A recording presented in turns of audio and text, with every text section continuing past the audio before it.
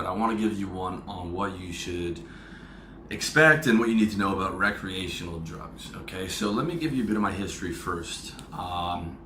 Basically in high school, I drank a little bit, I smoked weed a bit, but I was never heavy into anything.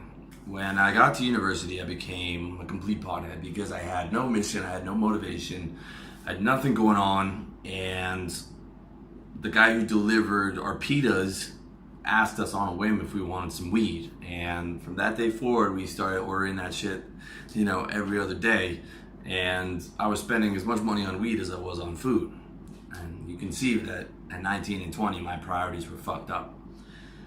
And weed became a big problem for me. It was fun at first, but I started to get paranoid. It killed my motivation.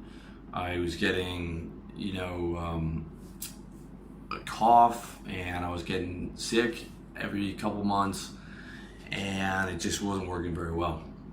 I came back to Toronto from Montreal, and I became a trader, and we were drinking like crazy as traders. We would get off at 3:30 in the afternoon. Some days we make like $4 or $5 grand and go to the bar and drop $200 like it's nothing. And we were drinking 5 days a week at least. And I was smoking. I was still smoking cigarettes, so I was smoking like almost a pack a day. It was not a good place. But the alcohol's never been a real big problem for me. But the cigarettes were huge, and I would try and quit smoking. I would quit for like a week, and then I would have a few drinks, and then I'd be smoking again. So I realized that I had to quit both of them, and I actually quit watching a bootlegged copy of RSD's The Blueprint back when Tyler was fat and had long hair, and I pirated it. Sorry to those guys. And it wasn't that there was anything specific about it. He was just pimping positivity. He was just hammering positivity. And by the end of that, I was just like, I gotta get this shit together.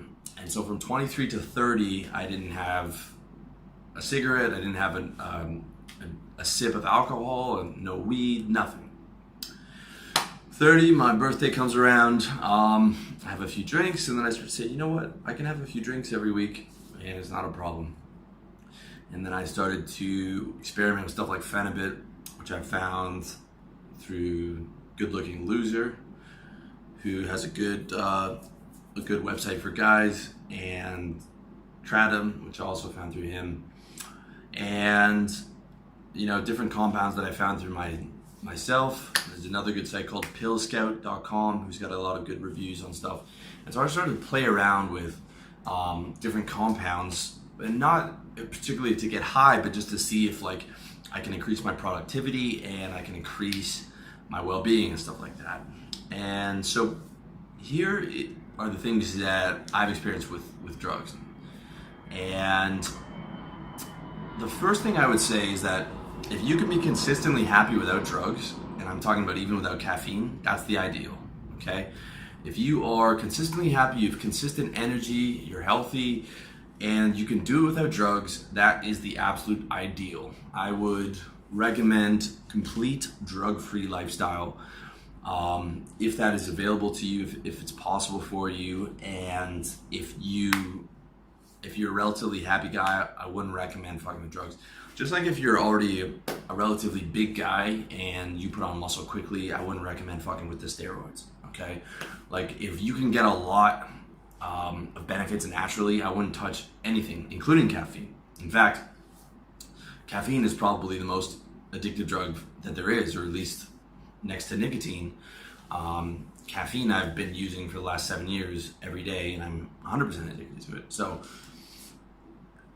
I would avoid any drug if at all possible if you have a lot of energy and you are a positive type of guy. The next thing I would say is avoid the hardcore drugs like the plague, especially dopamine agonists. By dopamine agonist, I mean stuff like cocaine, stuff like nicotine, stuff like Adderall, the type of drugs that get you fired up. The dopamine drugs are the most addictive drugs in the world. Crack cocaine, is another one, because you can take Phenibut and be good for the whole day. All right, you can have a couple beers and cruise through the night, but the dopamine drug, when that dopamine high wears off even a little bit, you're gonna want that next hit. That's why guys do a bump of Coke and then another bump 10 minutes later and have another cigarette 10 minutes later, or they're doing the crack cocaine and just another hit, okay? So if you're gonna avoid any type of drug, avoid the dopamine agonist. I've never done cocaine because I knew that the way I was with cigarettes, which was, a dopamine agonist, I knew that cocaine would have been a fucking nightmare for me. And I worked in finance, I was trading, and cocaine is big in that scene, okay?